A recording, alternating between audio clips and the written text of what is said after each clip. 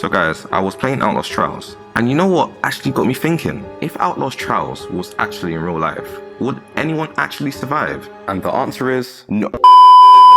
But on a real note, I'm just gonna go through this video and try and break down to the best of my abilities on my opinion on this. But before I dive deep into this, I'm just gonna give a little context about Outlast Trials and then I'm gonna get straight to it. So Outlast Trials is set during the Cold War in a secret Murkoff Corporation facility where humans are abducted, forced into psychological and physical experiments designed to push them to the breaking point. And that's what literally it is. But if you're going to compare it to the previous Outlast, I would say this one's more about obviously surviving a program and getting through basically different challenges whilst you're obviously trying to escape. Whether that's, obviously the enemies for one, and obviously hallucinations. But I will dive deep into this. So many of the monsters in the game are actually broken human beings. They've been tortured, drugged, and conditioned to hunt other people, which would be the players. So these enemies are obviously extremely dangerous because they're, for one, unpredictable, two, violent, and some of them are just bigger and just obviously stronger.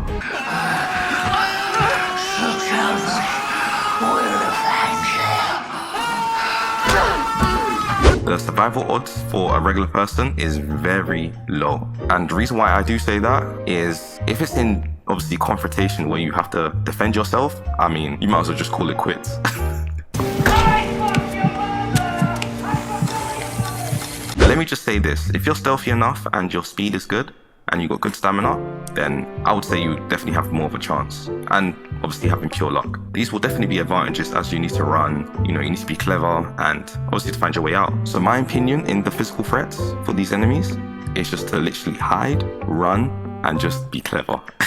Having direct confrontation is a no-go. Obviously, one of the big components in Outlast Trials is the enemies. I know I'm talking about the enemies, the environment, the gas, hallucinations. And when I did say enemies, it was pretty vague. But if you want me to get into it actually, with Mother Gooseberry, she's got that large drill.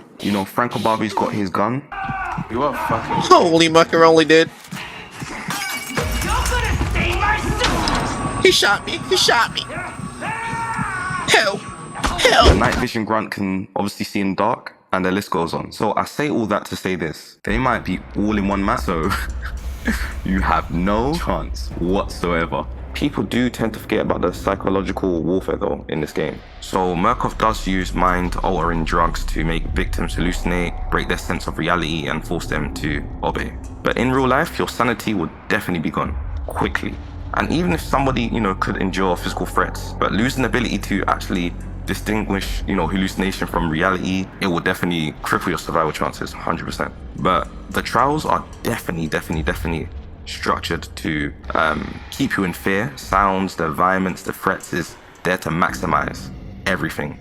So most people will definitely mentally collapse, long before even finding an escape route, to be honest. So if you're mentally there and you're physically fit, damn, I mean, it definitely would have raised your chances above, I would say definitely a good 90%.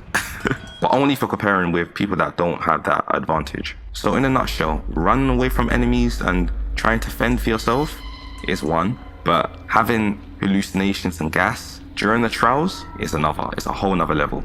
So every single trial that you participate in is, or has, I'll say, has that, closed control spaces. So I believe Murkoff did that to have better surveillance on you, and maybe add a few things there to so enemies come popping out of nowhere, but they're doing that by purpose. There's a lot of spaces where, it's confined, where it's going to be hard to run away from enemies as certain routes are blocked, and they've done that, by purpose. And besides that, besides having enemies, hallucinations, and environment, you obviously need food, water, and rest. That's all gonna play a part of you actually escaping as well. You can have the best stamina, you could definitely be strong, you could be stealthy enough, but if you don't have the basic stuff in your system or things that you need, it's literally impossible. But the positive thing that I can say with Outlast Trials is that you're not alone. You're gonna have other teammates. But the downside to that, just because you have other people that are so-called your teammates, they might turn on you.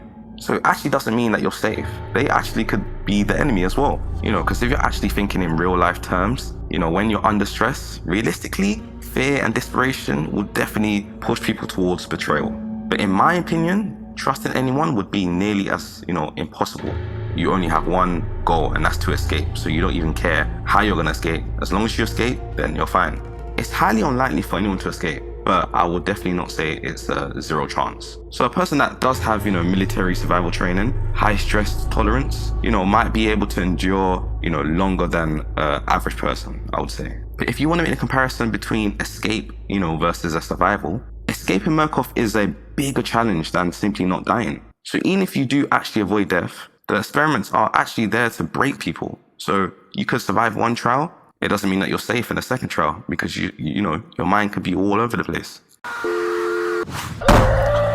Shut up!